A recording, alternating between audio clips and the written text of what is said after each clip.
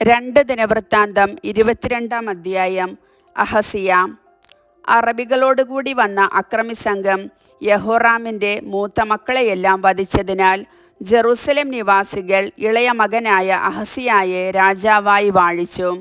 അങ്ങനെ യഹോറാമിൻ്റെ മകൻ അഹസിയ യൂദായിൽ ഭരണം നടത്തി. ഭരണമേറ്റപ്പോൾ അഹസിയായ്ക്ക് 22 വയസ്സായിരുന്നു. അവൻ ജെറുസലേമിൽ 1 വർഷം ഭരിച്ചു.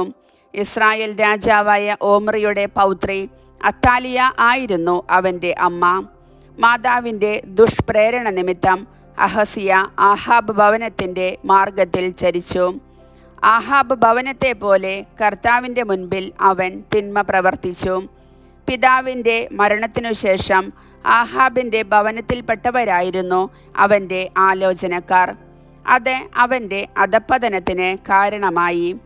അവരുടെ ഉപദേശമനുസരിച്ച് അവൻ ഇസ്രായേൽ രാജാവും ആഹാബിൻ്റെ മകനുമായ യോറാമിനോട് കൂടെ റാമോത്ത് ഗിലെയാദിൽ സിറിയ രാജാവായ ഹസായേലിനോട് യുദ്ധം ചെയ്യാൻ പോയി. സിറിയാക്കാർ യോറാമിനെ മുറിവേൽപ്പിച്ചു. റാമായിൽ വെച്ച് സിറിയ രാജാവായ ഹസായേലുമായുള്ള യുദ്ധത്തിൽ ഏറ്റ മുറിവുകൾ ചികിത്സിക്കാൻ യോറാം ജസ്രേലിലേക്ക് മടങ്ങി. യൂദാ രാജാവായ യഹോറാമിൻ്റെ മകൻ അഹസിയ ആഹാബിൻ്റെ മകൻ യോറാം കിടപ്പായതിനാൽ അവനെ സന്ദർശിക്കാൻ ജസ്രേലിൽ എത്തി. യോറാമിനെ സന്ദർശിക്കാൻ പോയത് അഹസിയായുടെ പതനത്തിന് കാരണമാകണമെന്ന് കർത്താവ് നിശ്ചയിച്ചിരുന്നു. അവിടെ വച്ച് നിംഷിയുടെ മകനും ആഹാബ് ഭവനത്തെ നശിപ്പിക്കാൻ കർത്താവ് അഭിഷേകം ചെയ്തിരുന്നവനുമായ യേഹുവിനെ നേരിടാൻ യോറാമിനോടൊത്ത് അവൻ പോയി. ആഹാബ് ഭവനത്തിനെതിരെ ശിക്ഷാവിധി നടത്തുമ്പോൾ യേഹു യൂദാ പ്രഭുക്കന്മാരെയും അഹസിയായുടെ ചാർച്ചക്കാരായ രാജസേവകന്മാരെയും കണ്ടുമുട്ടി. അവൻ അവരെ വധിച്ചു.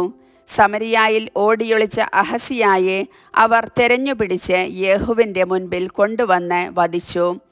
പൂർണ്ണഹൃദയത്തോടെ കർത്താവിനെ പിൻചെന്ന യഹോഷാഫാത്തിൻ്റെ പൗത്രനാണ് എന്നതിൻ്റെ പേരിൽ അവർ അവനെ സംസ്കരിച്ചു. രാജ്യം ഭരിക്കാൻ കഴിവുള്ള ആരും അഹസിയ കുടുംബത്തിൽ അവശേഷിച്ചില്ല. അത്താലിയ രാജ്ഞി. പുത്രൻ മരിച്ചെന്നറിഞ്ഞപ്പോൾ അഹസിയായുടെ മാതാവ് അത്താലിയ യൂദാ രാജകുടുംബത്തിൽപ്പെട്ട സകലരെയും വധിച്ചു. എന്നാൽ രാജകുമാരിയായ യഹോഷബെയാത്ത് കൊല്ലപ്പെടാൻ പോകുന്ന രാജകുമാരന്മാരുടെ ഇടയിൽ നിന്ന് അഹസിയായുടെ മകൻ യോവാഷിനെ എടുത്ത് ആയയോടൊപ്പം ഒരു ശയനമുറിയിൽ ഒളിപ്പിച്ചു. യഹോറാം രാജാവിൻ്റെ മകളും അഹസിയായുടെ സഹോദരിയും യഹോയാദ പുരോഹിതൻ്റെ ഭാര്യയും ആയ യഹോഷബെയാത്ത് യോവാഷിനെ ഒളിപ്പിച്ചതുകൊണ്ട് അത്താലിയായ്ക്ക് അവനെ വധിക്കാൻ കഴിഞ്ഞില്ല. 6 വർഷം അവൻ അവരോട് കൂടെ ദേവാലയത്തിൽ ഒളിവിൽ കഴിഞ്ഞു. ആ സമയം അത്താലിയ രാജ്യം ഭരിച്ചു. കർത്താവിൻ്റെ വചനം.